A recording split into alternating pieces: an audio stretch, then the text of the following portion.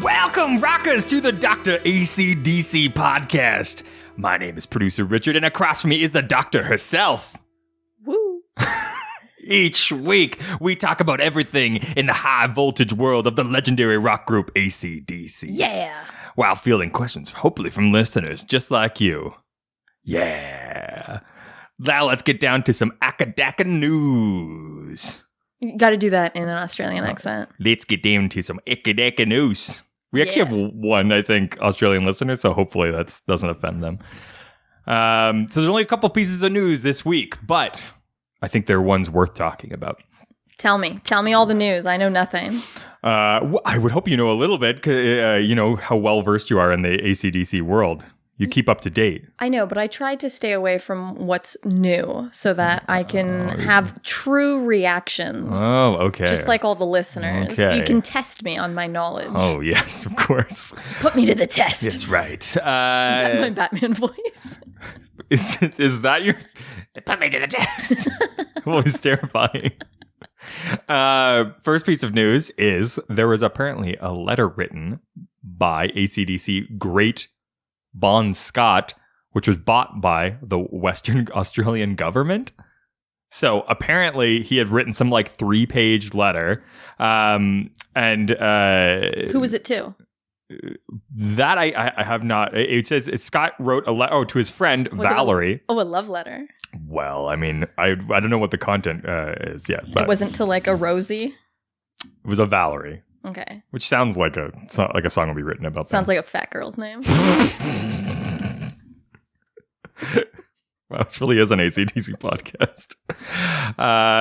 Valerie, in apparently 1978, while the band were on tour across the U.S., it touches on several subjects, including their tour, their tough touring schedule, his personal finances, and his concerns about the well-being of drummer Phil Rudd. Did something happen to Phil? Maybe he tried to murder more people. Like before he got charged. Yeah. Yeah. Just wants to, he's worried he's not going to achieve his quota. Is he really just like a serial murder talker? What's a murder talker? He's just kills you with his words. No, he's like threatening to murder people, but he doesn't actually do it. Oh. So he's a serial murder talker. He's all talk, no murder. Oh, but man, does he kill on stage because he doesn't actually murder anyone. But man, he murders when he shreds that guitar. He's the drummer. But he's the drummer. Shit. He murders those drums. That's right. All right, so this 3-page document apparently went under the hammer by, at Nate D. Sanders Auctions with a reserved price of $6,500 and sold to a mystery buyer for $14,000. For a second, I thought you were going to say 14 million. Okay, wow. And I was like... That's unrealistic. Well, you know what? I like Bon Scott, but I was like, damn, that doesn't sound right. No, that's probably a little... I went for $14 million. Do you know what Bon's real first name was? What? Ron. Is that a joke? No. It's Ron Scott. Yeah. Oh, this my name Ron. It's so lame. How can I change to something way different and cooler? Bon. Well, no, he moved to Australia. That's his twin brother, Ron Scott, is Bon Scott. They switched. It was all part of the mystery. No, he moved to Australia, and people were making fun of him and calling him Bonnie Scotland. Like that was apparently the worst nickname they could come up with. Maybe it was endearing. I don't know. And he ended up liking it, and he shortened it to just Bon Scott. But his last name is Scott. Wow. So he's a Scott from Scott? The more you know. Woo! But yes, apparently this was purchased by the Western Australian government. I have no idea What? Government tax dollars? went to. I mean, yeah, I guess. Apparently, the WA State Library's music expert, Dr. Adam Trainer, tells the website there is a perception of Bon Scott, especially from the lyrics of his songs, that he was a malevolent, mischievous person. But this letter shows a different side, a tender and emotional. In the letter, Scott said Phil had a bit of a nervous breakdown and had to spend a lot of time with a shrink. It was really bad, but luckily he got over it quickly enough not to upset the band. Those botched murders. He just is he can't succeed. He couldn't get past the threatening stage. It's true. It's not that I'm condoning murder, but I mean, if you're gonna do it, you threaten it real good. Yeah. You finish the job. You finish the threat. That's right. The letter said Phil had a bit of a nervous breakdown and he had to spend a lot of time with a shrink. So that's interesting. I didn't know that he was like receiving help at one point. Well, Australia government probably has a good healthcare program. Oh, yeah, maybe. Similar to Canada, maybe better. Maybe. I don't know. Never been. Would like to go. They would be fantastic. Fund me. That would be fantastic. Fantastic. Cracky. Crikey. Problem is I slip into New Zealand too quickly. It's, I literally can't tell. It's fantastic or it's fantastic. It's a little bit different. It's okay. It literally is not worth talking about. Literally staring at Richard with my mouth just hanging open, just being like, what? That's quite all right. Let's go to the second and last piece of news, which is what we've all wanted, or at least some of us. There are rumors are abound about a new AC/DC record. What? Apparently, according to a U.S. radio host, Eddie Trunk. Wait. Okay, the real news here. Eddie Trunk. That's right. You come out of the closet with Eddie Trunk. What? I don't know. What do trunks do? Open yourself up to Eddie Trunk. Here's some peanuts. What? Oh, because of the... I was like, what? You don't put peanuts in a closet. That's where clothes go. Well, you're trying to age them. Yeah. Forget about them. Put them in like some sweater pockets that you don't wear very often. Find some birthday money. Find some peanuts. I'm really going down a weird tangent here. Apparently, I bet Phil Rudd put some bodies in a trunk. No, he just threatened to put them in a trunk. That's true. He said he was going to do that, but... Don't accuse him of more. That's true. That's true. He's a failure. Apparently, they have finished recording their new album. Rumors have been swirling since August of last year when a strange member, Brian Johnson, and Phil Rudd were photographed together outside the Vancouver studio where AC/DC recorded their last 3 records. Okay, I remember hearing this because Brian Johnson... left. So was it in 2016 when Axl took over the rest of the leg of that tour? Mm-hmm. Regardless of how you feel about that. And then because Brian Johnson we'll get into it. Said that he couldn't do it because of his hearing loss. Mm-hmm. And so he just was like he could go potentially completely deaf, if he was to continue. Oh, is what he said.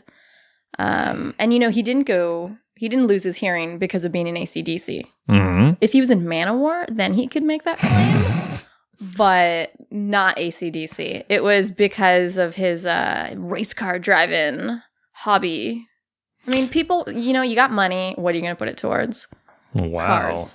I guess. I mean, if I had enough money, I'd probably buy some cars. You got a car? Yeah, but I want cars. I don't have cars. Cars. Cars.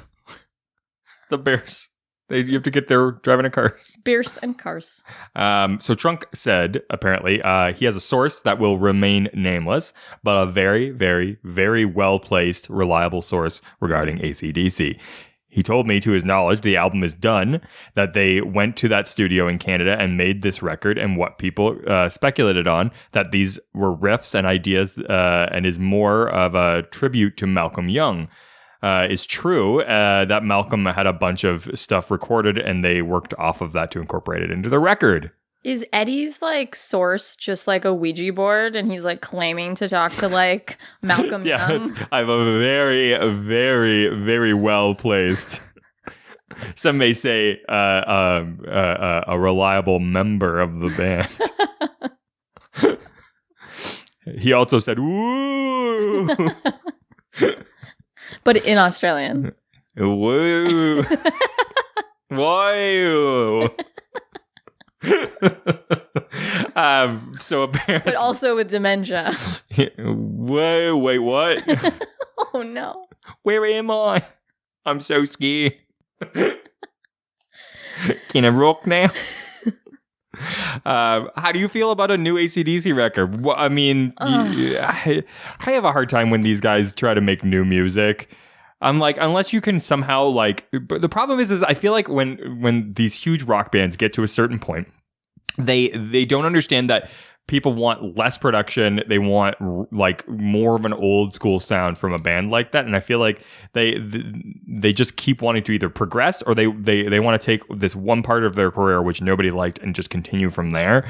So it's the same thing with Rolling Stones. Anything that's even mildly new from any of them tends to be like not new. It sounds like 90s ish rock, and they don't get that people really want more of like a 60s, 70s vibe from them, and I feel like we never end up getting that. So I like that the idea that this is riffs that he had written, but it's not like they're old riffs. They're just newer old riffs.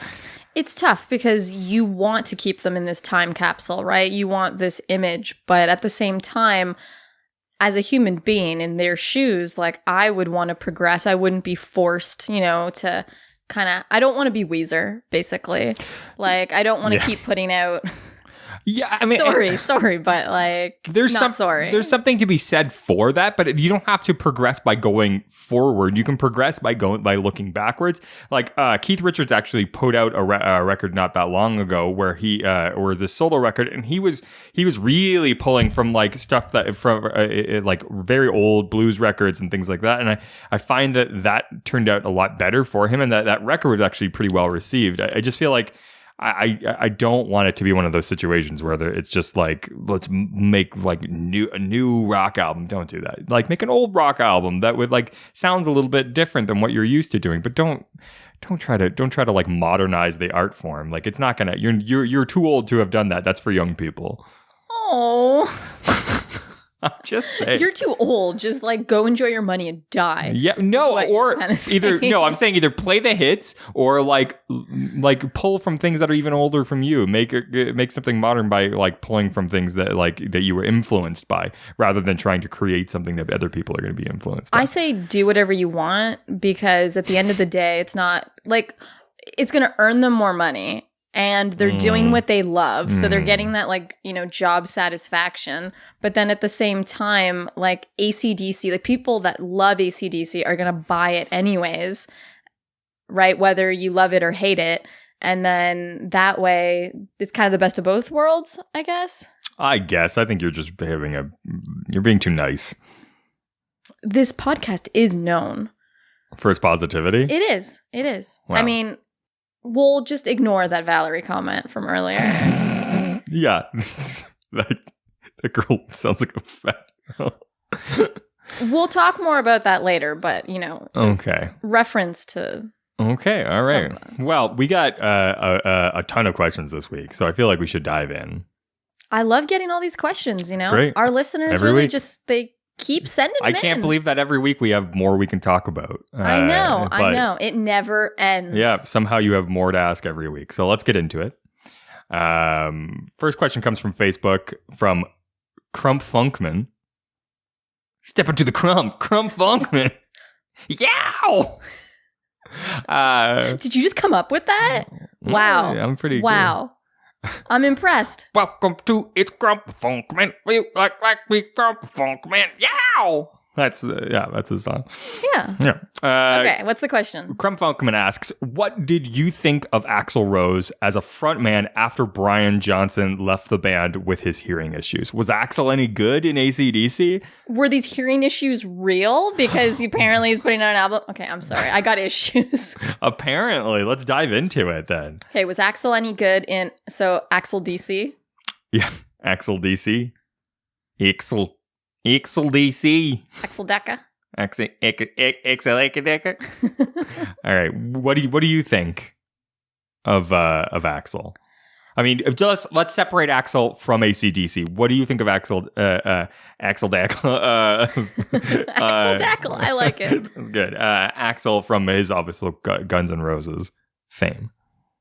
Oh, okay. Let's separate him from that. Let's just talk about Axl Rose first. I think that's a good way to start. Okay, one, I love me some Guns N' Roses. Right? I mean, you were attracted to him as a young Axl Rose is a sexy man. That's that little swivel body thing he does. Yeah. No, yeah, well, you just want that hip V? Is that a muscular man? Yeah, well, Yeah, that's what you're used to. I'm not used to seeing one. So. Oh God. So ugly. His hair, he has such luxurious hair. Okay, anyways. I don't want to get all the listeners out there too hot and bothered. Well, no, of course. So, I mean, obviously, an AC/DC podcast has only male listeners. Clearly, it's only female listeners. Oh, yeah? Yeah. Okay. So, dive into it. What did I talk about him? What do you like about him? What do you think of him as a front man? Separate from AC/DC. I think he's great. Mm-hmm. I think he's crazy, but as every frontman should be. You know, I love me some hair metal. Mm-hmm. Oh, I mean, you've got a system. Well, you know what? We'll save that as a special bonus content in the middle of this episode. Okay. I think it's bonus content if it's in this episode. It's an inception of content. Okay. All right. Wow. That's so somehow we're gonna make a system so that you could just turn it.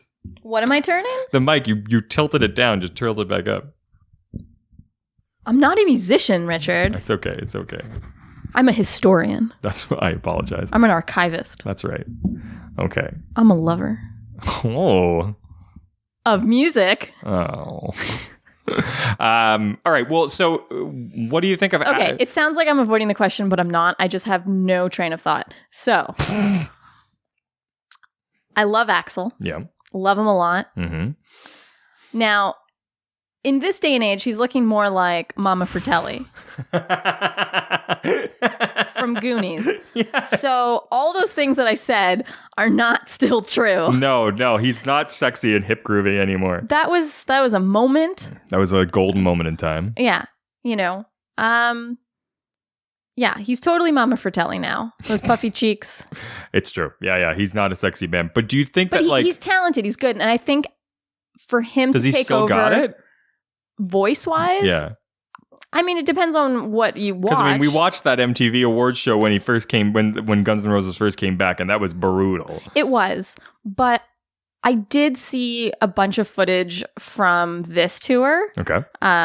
When he took over for Brian Johnson, and I'll have to admit, I was pleasantly surprised. Really? Like, to go out there night after night and to kill it, like vocally, I was impressed, and I didn't think that I was going to like it. My expectations were really, really low. Was he doing like a impression, or was he just... No, he was doing Axl Rose. Huh. I mean, their voices aren't crazy, wildly different. I mean... No, I mean, Brian Johnson is definitely grittier. I don't find that Axl has...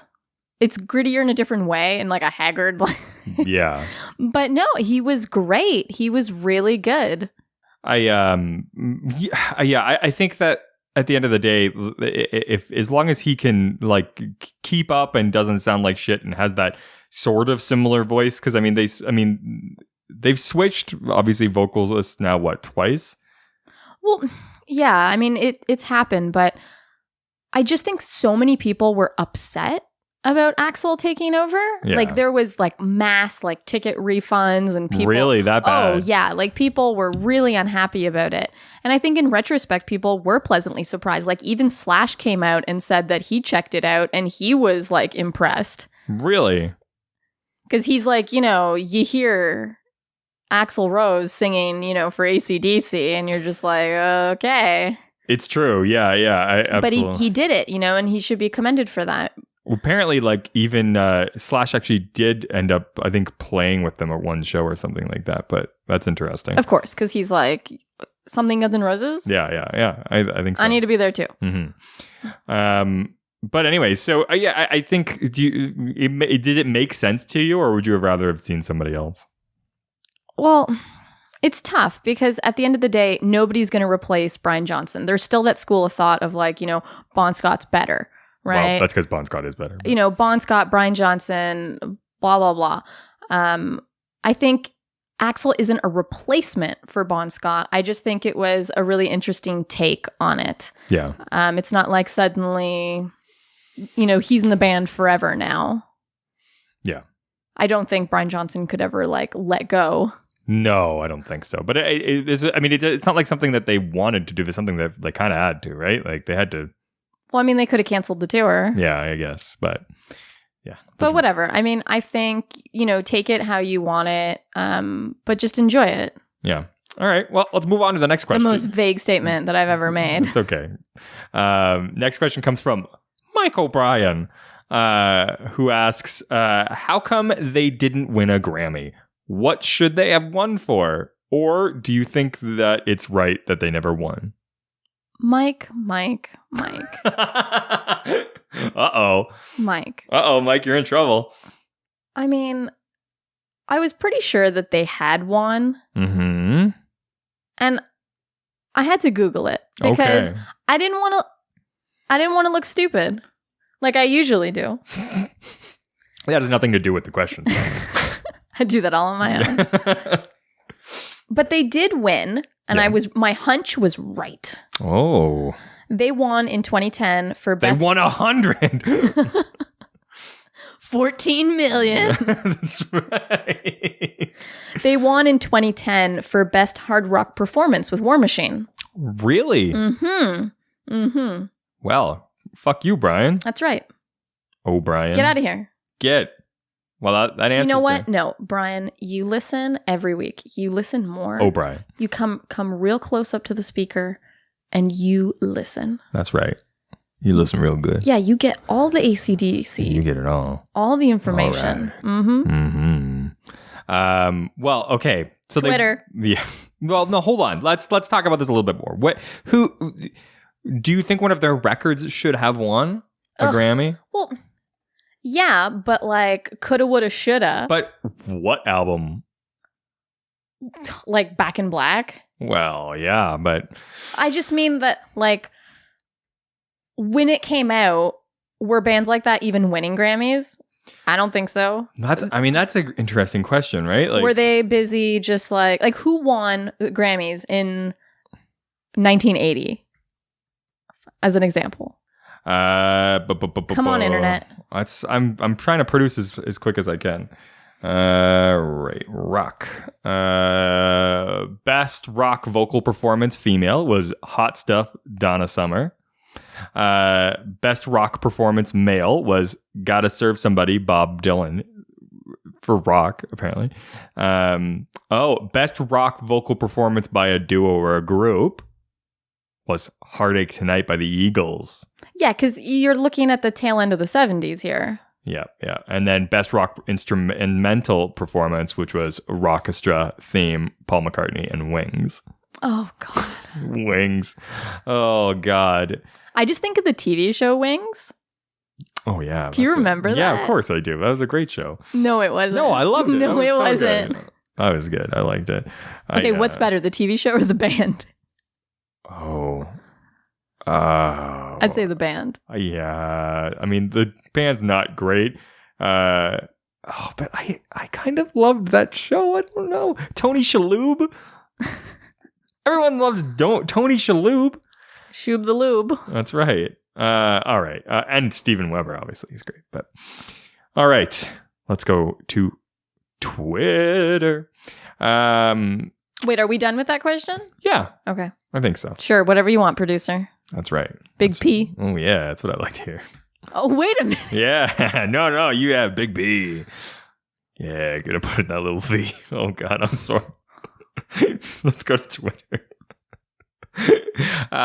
First question comes from... Are you only allowed to say these things because you're married to the doctor? Well, yeah. That's what I'm hoping. Okay. First question comes from...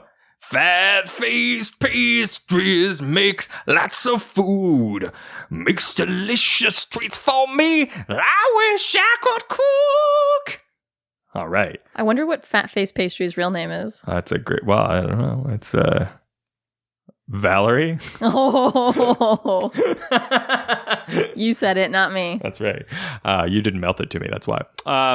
There Piece of shit.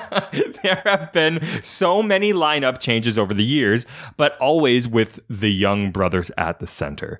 If you had to replace Malcolm Young now that he's passed away, R.I.P.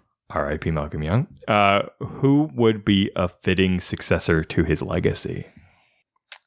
So just to set the record, the baseline, Stevie Young is covering for him, has replaced him. Oh, okay. Stevie Young is his nephew. Of course, got to keep it in the family. Stevie Young, who is not very young. I think he was like born in the 50s or something. Let's hit it like Pornhub. Keep it in the family. Yay. Question mark. So Malcolm Young, obviously. So who, okay, how about... Rhythm guitarist. So let's not name somebody... Like, do you want to do like alive or dead, or do you want to do like someone who's currently? Oh, it's got to be somebody who's current, because I mean, current. alive or dead. Then I mean, that's. I'd love to see Prince if I could choose anybody. Oh well, yeah, but I mean, that's the Prince. Prince couldn't be a rhythm guitarist. I know, but give me a dream, Richard. Oh, I'm so sorry. Let me dream. I think. I mean, I want Prince everywhere. I know all the time. Everywhere.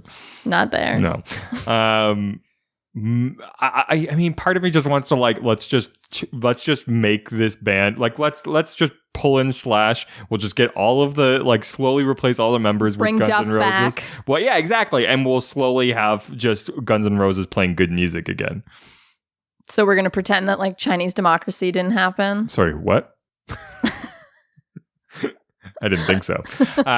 Yes, so I think that would be good. What about you? Who do you think? Who would you like to see in there? No, like name someone like current. Current? Like in a like. Yeah, like do you want to see like Kendrick Lamar like in AC/DC? He doesn't play guitar. I don't think he plays guitar. I know, but it was an example. Okay. I think who'd be interesting. Get used to a lot of bickering. If you're any new listeners. Yeah, of course. If you're not used to it already, deal with it.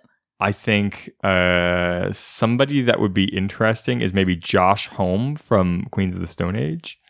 Interesting. That would be that's my choice. So I have a little bit of an odd selection. Do you? But it's a personal choice. And I would... Jessica. Me. I mean, the doctor.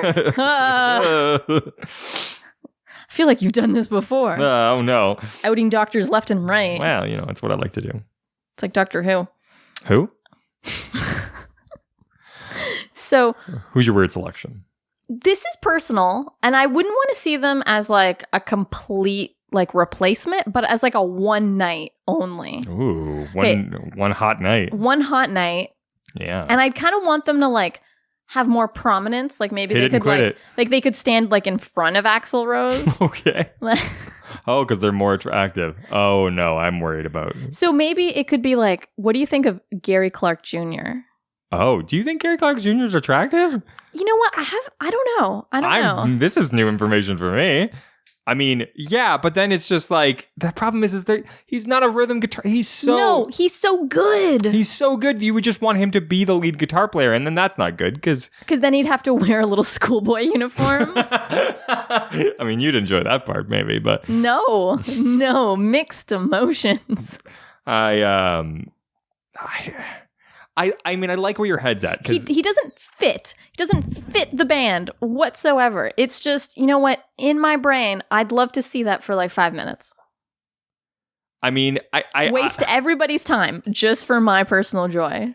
I mean, I get it. I just think like it's weird. I know, but the problem is like he like Angus Young is too good, and putting Gary Clark Jr. next to it, I think it's too much good guitar playing. It's either going to like not work at all, or somebody's going to be not shining, and it's too much talent. Okay, what about if you take like what's his name from like The Darkness? Not the lead singer, his brother. Yeah. I don't hate that. Dan. Is his name Dan, or is that the either his name is Dan or the lead singer's name is Dan? I can't remember. I'm sorry if I'm spreading misinformation. Let's find out. Now I need to know. Because I really don't care. Oh, there's Dan and Justin Hawkins. You knew that they were brothers?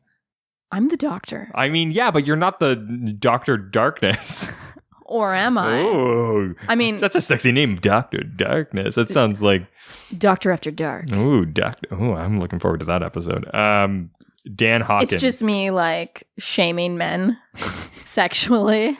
Well, now I'm really into it. If you want to listen, let me know. Oh, yeah. I need money. Yeah, absolutely. Whatever you're into. Whatever. As long as it's for money, we're good. I need to make more baked goods. I need money. Absolutely. All right. So I like your idea. I think that's good. It's weird. I know. Whatever. Disagree with me. Send me a message on Twitter. Yeah, exactly. Go to my personal website. Both those things you haven't put links to and nobody knows where they are. Call me. People know where they are. The right people. People know. People know. Baby. Yeah, they know. Yeah, baby. It's so good. All right. Let's go to the next question. Comes from our favorite spacey, sexy message sender, Galactic DM. Ooh, yeah. Spacey. Who asks... wait, what do you think DM stands for? Direct message? Yeah, but what else? Oh. What do you think it really stands for? Double manitration. What? Wait. Manitration? Double masturbation? Double masturbation? Yeah, that's what it stands for. Galactic but in double space. Masturbation. Yeah. Ooh, that sounds like I feel like this is some like rock opera. Galactic double masturbation. At like some weird like art house? Yeah. Floating through space, two guys jerking each other off. Why is it boys? Well, I don't know. That's probably not Why good. do you want to see men? It's weird that's where my mind goes. Panic. Let's see what he asks for. Or they. Major criticism of the band is the misogyny of their lyrics. Since the doc is a woman, I'm curious. Straight. Yeah. I'm curious what she thinks of that take. Okay, wow, next question. On the record. Ugh.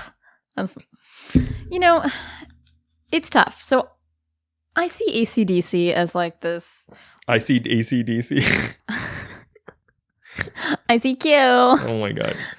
I see them as like this working class, Australian like party rock band. Oh yeah. From a different time. That's no excuse. Okay. I had blackface, but it was okay because it was a different time. No, it wasn't. I raped those girls. They were underage. But it's okay. It was a different time. It was 1907. That's okay. Anyways, continue your thought. Because I could keep going. Yeah, no, it's okay. You've made your point. I've proved my point. Yes. Continue. It's just, it depends on how far you want to read into things, right? Like... Whole lot of Rosie, right? Are they like fat shaming this lady? Or are they like, do they love the thickness? Yeah, right? They're talking about sex a lot in a lot of their songs, but it just seems like they're coming from a perspective where they don't necessarily have the upper hand. Like they're more glorifying it in the sense that they admire it, right? And they love it. And yeah, they're lewd and they're crude. They're party dudes. Yeah, and so I think you have to take it with a grain of salt. And I think Angus Young, he said something about them being like pranksters or something, right? Yeah. And, some blogger said something about how, well, like, are women the butt of the joke then? Oof. But she ended up turning it around into like a really positive statement, which is like, you can still like it. You have to look at things from different perspectives. And so for me, I appreciate the music, obviously. Mm-hmm. I have an AC/DC podcast. Mm-hmm. It's been going for 7 years. 7 years. God, how can you keep coming up with questions? I'm also very surprised that in 7 years, it's the first time that we've asked what we thought of Axl Rose and how come they didn't win a Grammy. But yes, 7 years. Sign of the times. Yep. This is where we're at. We got so many questions. We're backlogged. Years. We're backlogged. That's right. Yeah. So does it? So I like it personally. It doesn't bother me. I'm not there, ripping apart, every song and dissecting it to find out what lyric might be taken one way or the other. That's not how you enjoy music. No. And I just feel like at that point, like, you could dissect every genre and every band, and suddenly you've gone down this rabbit hole of just hating everything. Yeah. Does it make it right? No. But does it mean that we have to nitpick at it? Can we just enjoy it? Please. And, while we're at it, let's just talk about like Satanism, and like all their issues with that. Absolutely. All right. Well, let's go to the next question. I think you answered that quite well. Yeah, I did. I agree. Yeah. Continue. Next question comes from Paging B. Paging B. Paging B. Paging B. What do you think the B stands for? Buttholes. That's what you were looking for. I know. Dr. Butthole. Oh, I think that's an actual type. That's a type of doctor. Anyways, Paging B asks, is there any iconic or rare piece of AC/DC merch that you would love to have or that you do have? I mean, you have some pretty cool AC/DC merch. Oh, yeah. Oh, yeah. Like, I love the... I was stretching and that came out. I like the... No, Real that's just cool. how you talk. Oh, yeah. Oh, yeah. I like the... It's like creepy. A little bit. I like the figurine you have of Angus. Of Angus, yeah. That thing's pretty cool. You got... with the... he's playing his Gibson SG. I like that thing a lot. Yeah, that's worth a little bit of money. Yeah. It's a toy. Is there any other cool merch that you have? I don't think I do. I would love to have an original AC/DC tour shirt, like a 3/4 sleeve. Ooh, like an original one or like an unofficial. Like a bootleg? Yeah, bootleg. That's the word. Well, when I said original, I meant original. Well, that is a shitty response. Okay, well, that's fine. That's is that clear? That's do you get that's it? Clear. That's totally clear. Well, my love for vintage band shirts. I do. Yes. And so I think it would be really cool. I don't have one in my collection. You need to add one. You have so many bands of that era. So many. It almost sounds insincere the way you're saying that, but you really do have a lot of really cool ones. Did it sound insincere? Yeah, you're like, so many. I totally do.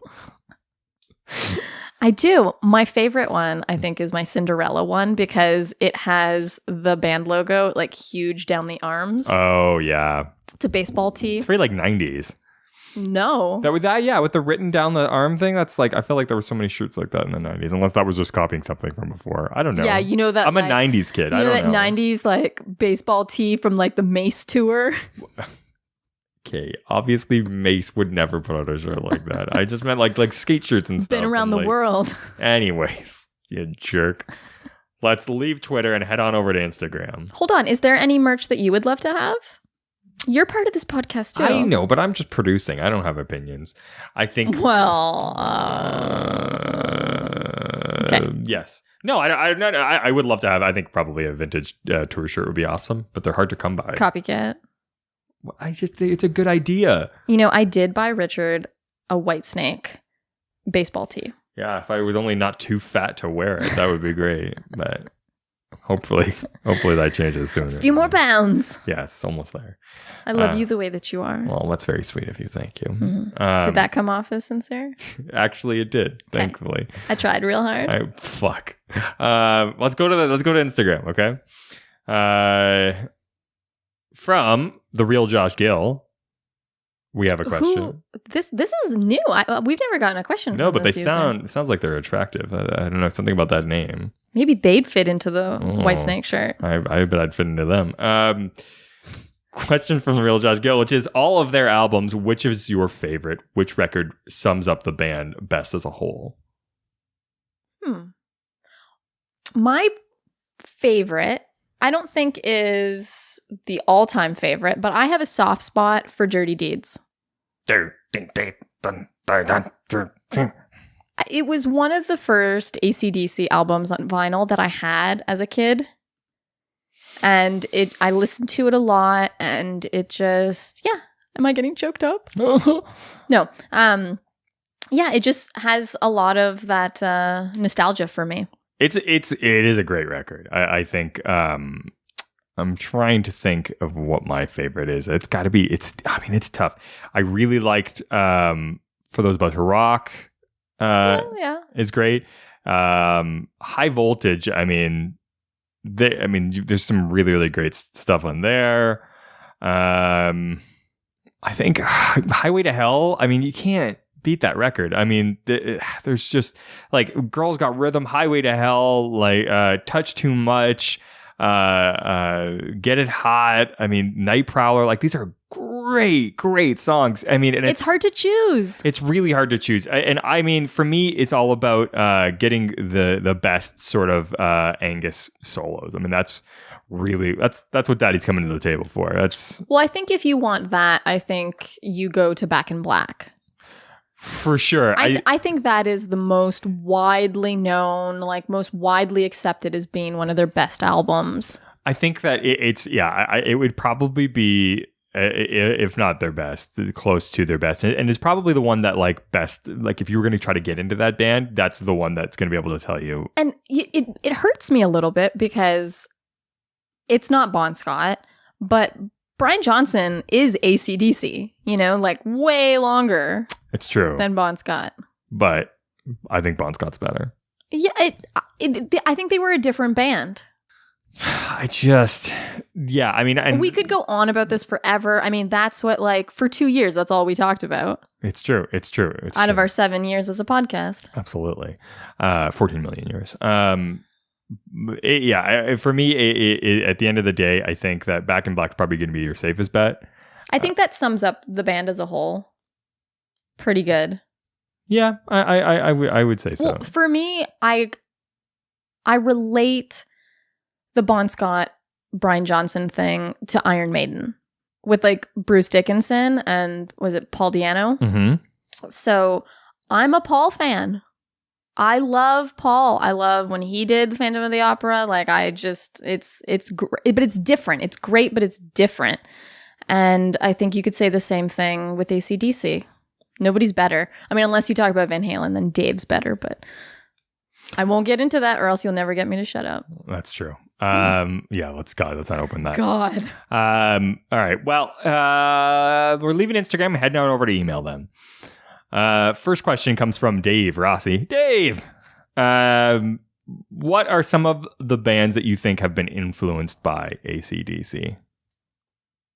It's a tough question because I feel like their style of rock, though it wasn't brand new when they started, it really I feel like it was the culmination of years of of all of these different types of genres and blues and the rock that had been going around in the 70s and I feel like it was the jumping of the shark of rock and roll. I feel like after this it did really change. This was the last sort of vestige of classic rock at its best.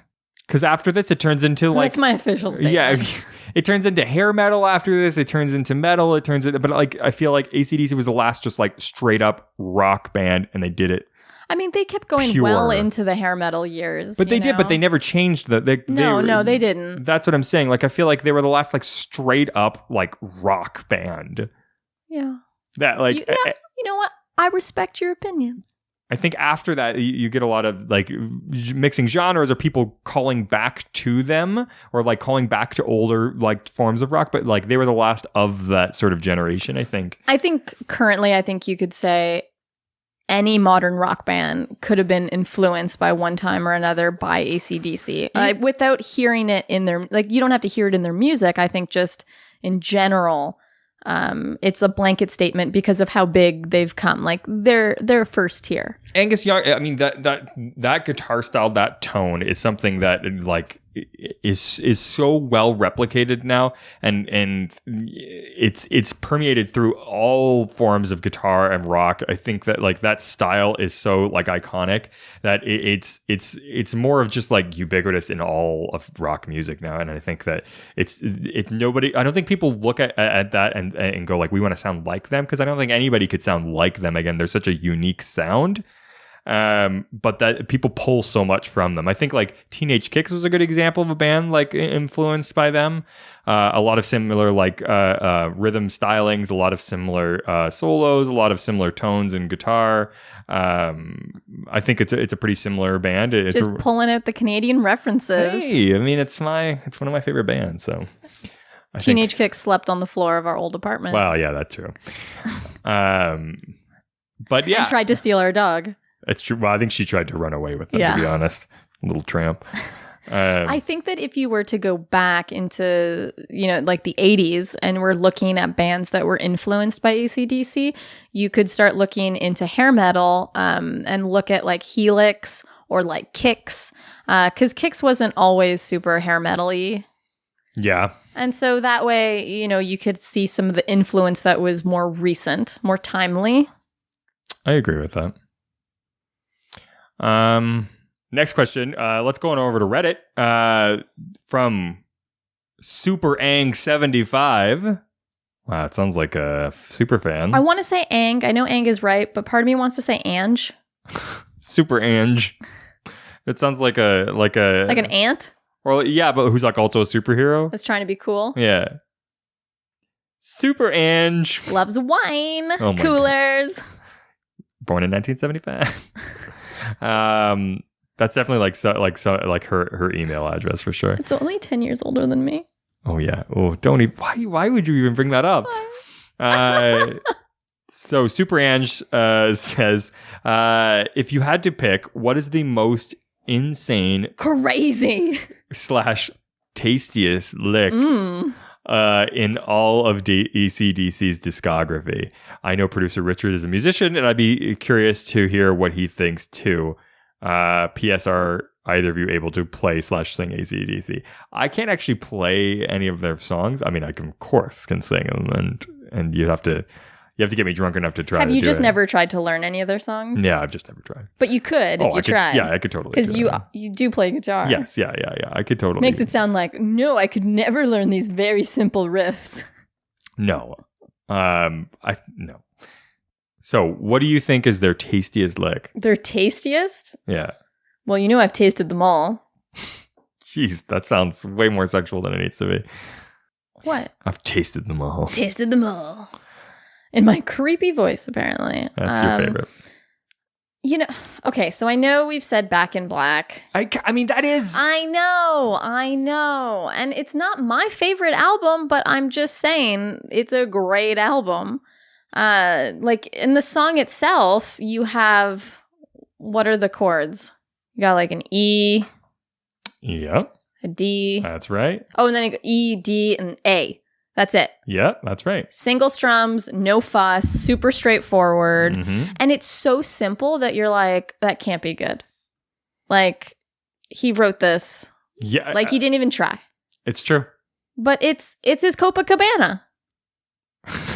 Right? I'm sorry, what? It's his Copacabana. What? And what? What do you mean it's his Copacabana?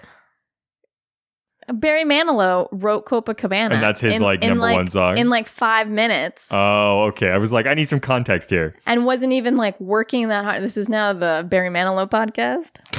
And wasn't even trying that hard and like worked super hard on all these other songs. And those are the songs that like do nothing. And the same thing happened with Cherry Pie. Yeah. They wrote it as a joke in like 5 minutes. Yeah, and true. Boom, it's one of their biggest hits. Mm-hmm. So anyways, so Back in Black, I think it's super simple, it's super straightforward, but it's almost like this iconic rock riff. It's tasty. It's a tasty so riff. tasty. So tasty. I think that, I mean, you also get one of their best, I think, if not maybe their best solos in that song. I think that it's definitely, I mean, there's a reason why it's so highly regarded. I think You Shook Me All Night Long is probably number 2. Do you know where Brian Johnson wrote that song? You Shook Me All Night Long? Yeah. No, where? On the toilet. Really? Yeah. Is he talking about his poop? No, I mean... Talking about his diarrhea? Oh, it shook me. He's talking about sex. Oh. But I mean, all the people that get upset about that, being too sexy for them to handle, I just think about that he wrote it while he was pooping. I'm glad. Does that give you some sort of joy? And it changes the perspective.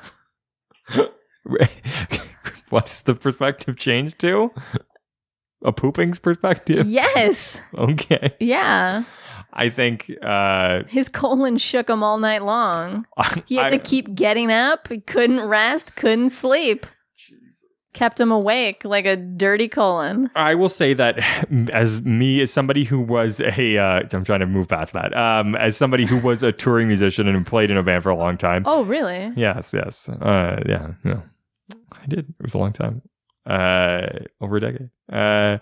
I think that I'm very influenced by the AC/DC guitar tone, and specifically, obviously, Angus Young. I think that tone is so iconic and is one of the purest guitar, like rock guitar solo tones. I think that I constantly listen to them, and not necessarily because I think all the songs are great, but you can just, that tone is so good, and that those guitar solos are always so well done, without being too wanky. Sorry, too what? Wanky. They're not a bunch wanky. Of I feel like post them there was a lot of finger tappy stuff, which is, I mean, I enjoy that, but it's not. Whoa. I'm just saying, whoa. His guitar solos were so pure, and he does so much with just pulls and some fast movements, but he doesn't do a lot of the hair metally soloing, which I can really appreciate. I think that there's a lot of mastery to what he does, and some of that wanky stuff can sound complicated, and it's actually not. Okay, I'm gonna look past your finger tapping comment. You look past your poop comments. Yeah.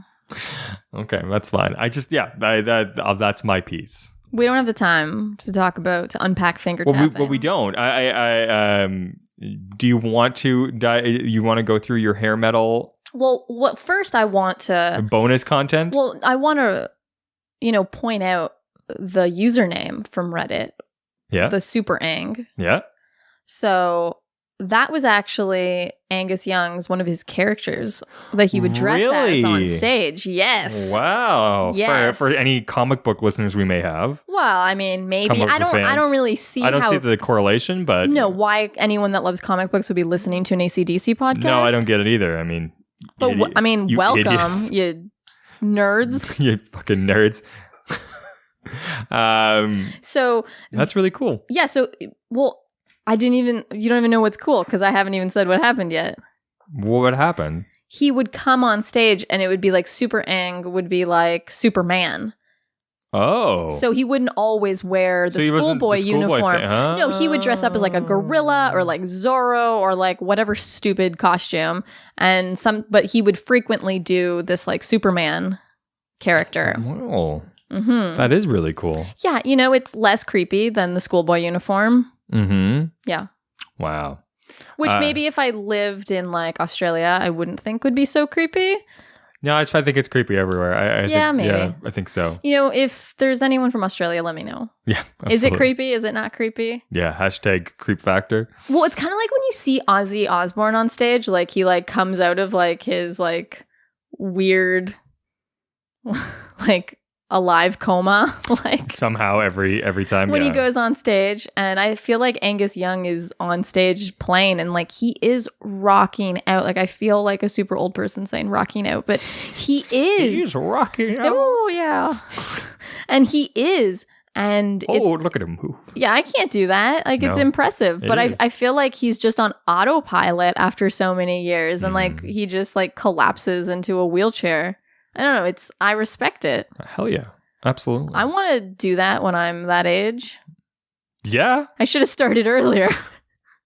Yeah, you got an uphill battle. Never too late. Yeah, Never too late. Absolutely. Follow your dreams, everybody. So, do you want to get into this week? Do you want to get into your hair metal breakdown?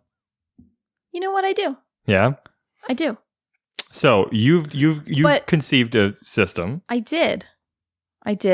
It's the hair metal tier system. And it's a tier system for categorizing hair metal because, I mean, not all hair metal is the same. Not all bands are equally relevant. And they all can be fit within categories so that you can understand. Because I think that you and I have, I am just becoming a hair metal fan through you.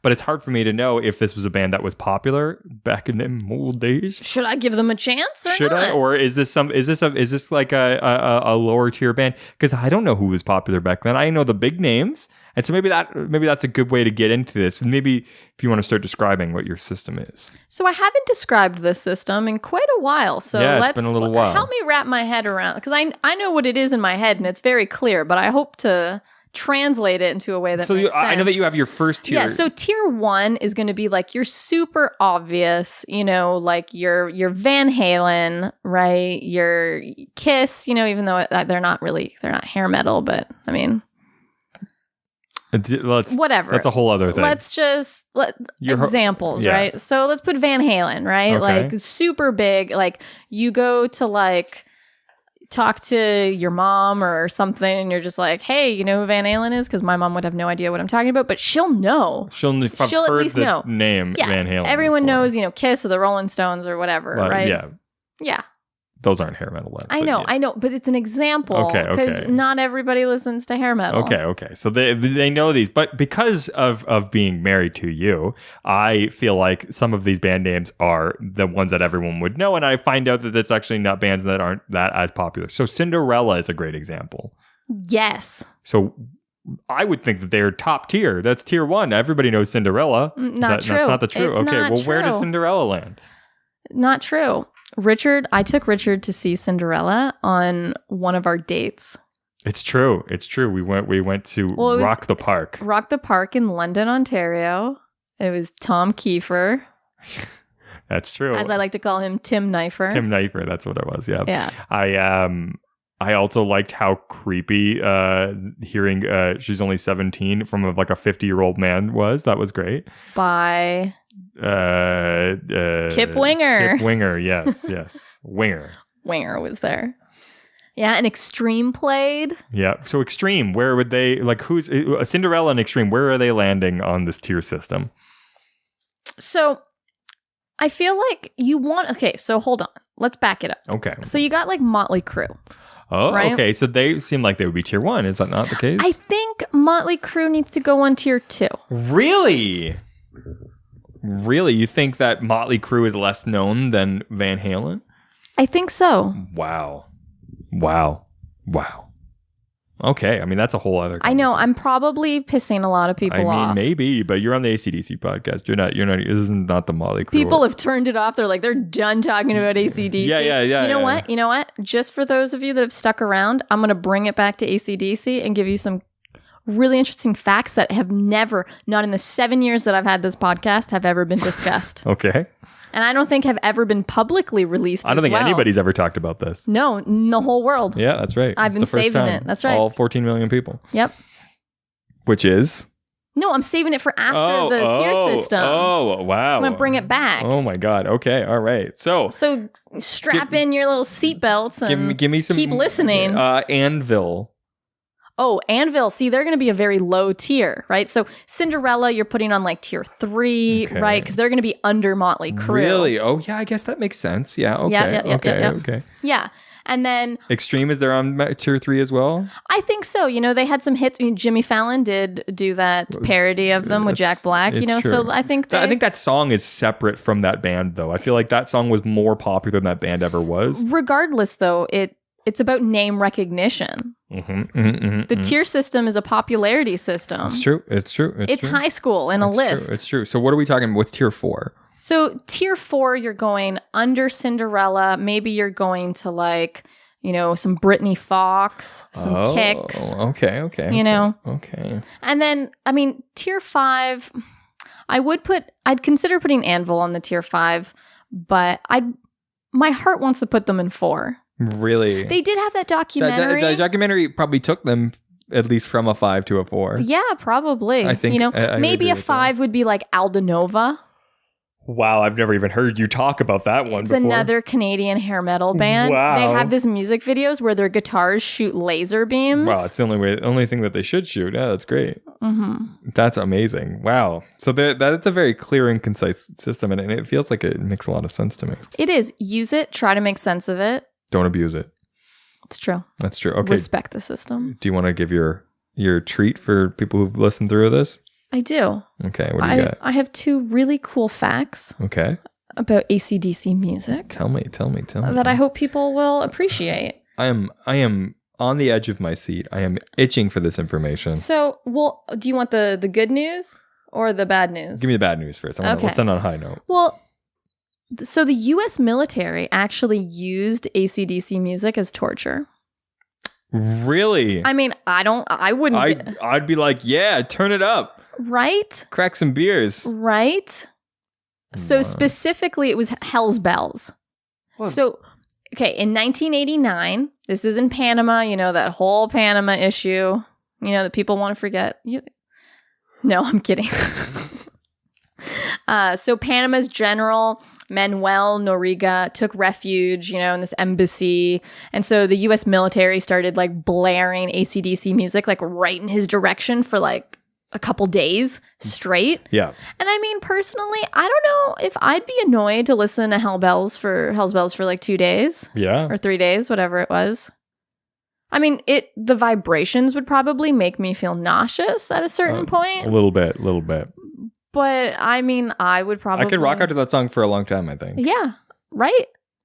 So anyways, actually at that time, even though it was 1989, there was already a United Nations ban on the use of loud music during interrogations. But the US government just decided to keep on using music as their weapon of choice. And it worked. The dictator surrendered. Really? Yep. Do you think it was from that? Well, people claim it was. You know what? That's not the first time that that people have been music has been tortured. I think it was recently.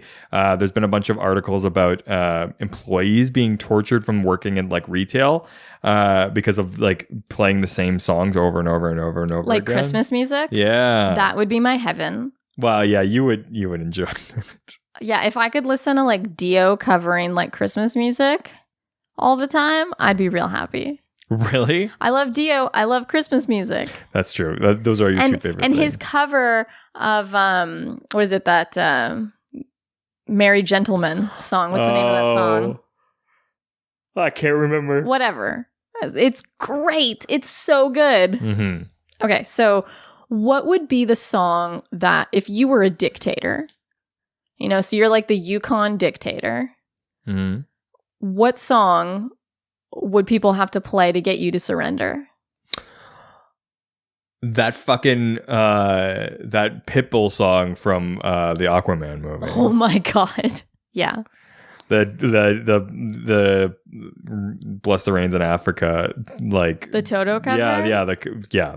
Or was it sampled or something? Yeah, whatever it is, it's the worst thing that's ever existed. Because the original Toto song would be great. It'd be 2 times through it and I'd be gone. Yeah, because you're taking something so great and then ruining it with Pitbull. # put the dog down. We own a Pitbull. Well, yeah, not our dog, that one. I just want context. Okay, do you have another piece of... Well, I don't know what my song would be. Well, yeah. What's the song that? Thanks for just skirting on by. Well, I'm sorry. What would be the song? I think both ends of the spectrum would be Christmas music for me. Really, it'd be a Christmas music song. That's kind of crazy. Because I love Christmas music. I know. I don't love all Christmas music Like, equally. would you want to hear Here Comes Santa Claus over and over again? I could deal with it. Really? Just Here Comes Santa Claus over and over and over again? Yeah, I could. Okay, I'd deal with it. What would be the one then that would send you over the edge? Is that stupid hippopotamus song? One hippopotamus for Christmas. Yeah. Like, Any hippopotamus will do. go to a speech therapist. Like, oh my God. And then the other one would be the Christmas Shoes song. I don't even know if I know that one. It's like that country-ish, I don't know, like the sad one Oh, about it like sounds familiar. The wife like dies or something and the kid. Yeah, I don't know. Or you know what? I don't think I've listened to it enough to even know what it's about. So I might just be, it might be about aliens. Like, I don't even know. I feel like I need to put it on repeat and around the house. We'll see. If you want to get threatened for murder. Whoa, easy. I didn't realize you started drumming for AC/DC. Yeah. Easy, Phil. And then I also, as a little triple content, because we know you did mention the comic book thing. Yes. And we did talk about Super Ang. Yeah, that's right. And I thought... Is there more AC/DC comic book reference? There is. Well, I'm again, you've got me on the edge of my seat. Do you like comic books? I mean, yeah, they're fine. Yeah? Yeah, they're I mean, if you... They're for fucking dorks. What's your favorite, like, comic book company? I don't know. Marvel? Image. Because this is about Marvel. Oh, okay, well. So anyways... Tell me what you got. There was a rumor that Marvel was planning to release a comic book to tie in with AC/DC's release of Ballbreaker. What? Oh, that would have been cool. But also, that how sounds would they real sincere. Yeah. So allegedly, this storyline featured Bon Scott in hell. You know, he's playing a poker game or whatever, a card game. Maybe he's playing Go Fish. I don't know. Whatever rocks his, socks. Yeah. Go Fish. Yeah. Okay. I don't know. Playing Speed. Oh, there you go. Yeah. Yeah. So anyways, he wins the card game and whatever, he made a deal with the devil probably, right? So if he wins this card game, as you do in rock and roll. Exactly. AC/DC's allowed to visit him, right? So he can sing with them one more time. Oh. Yeah. And so at this point, Brian Johnson had been in AC/DC for this is like his 6th or 7th album at this point. And so why would the band even allow... Yeah, they don't want to make the correlation to him again. Yeah. So anyways, it fizzled. Marvel ended up downsizing right around the same time. And what a bummer. Yeah, this alleged comic book never materialized. Well, that's unfortunate. Well, that's an interesting piece of news, though. I just would imagine the artwork being really cool. Like, I'd love to see it in the style of the Sabrina comic books that came out. Oh, really? Even though you weren't really a fan of the inside art. Well, I think with Sabrina, I don't know. I'd love to see it for this Ballbreaker idea. I like that though. That's cool. Like sketchy but dark. Yeah. That's awesome. Well, I think that was it for this week. Yeah, but I have the good news. Oh, geez, you keep getting. I thought you only had 2 pieces of news. That's I know, but that was the triple content. Oh God! Wow. I can't help myself. You just got so much AC/DC in you. I mean, I could just stop. No. We want the good news. Give us the good news. People Apparently, are aching. Okay, everyone, are you ready for this? AC/DC can help combat cancer. What? Yeah. I mean, we need more information. Yeah. No. I've been listening to AC/DC forever. My cancer free? You are. Oh, well then perfect. You have no chance. Perfect. No. So basically, this university in Australia found that playing Thunderstruck during chemo treatment was effective at improving the efficiency of the treatment. I wonder how they found that out.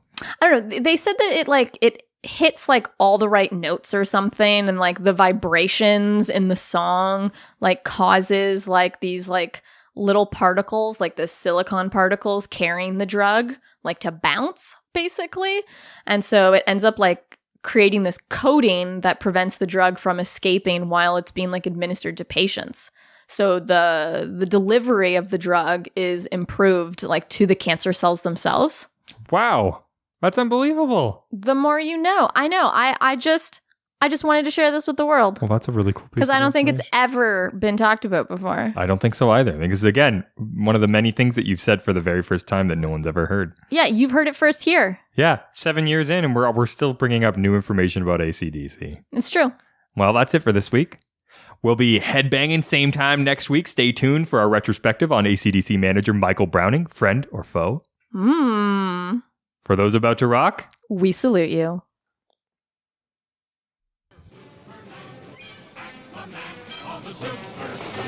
Heroes, they always fight for what is right. Live with danger and adventure. They are men. This was a Brain Freeze podcast.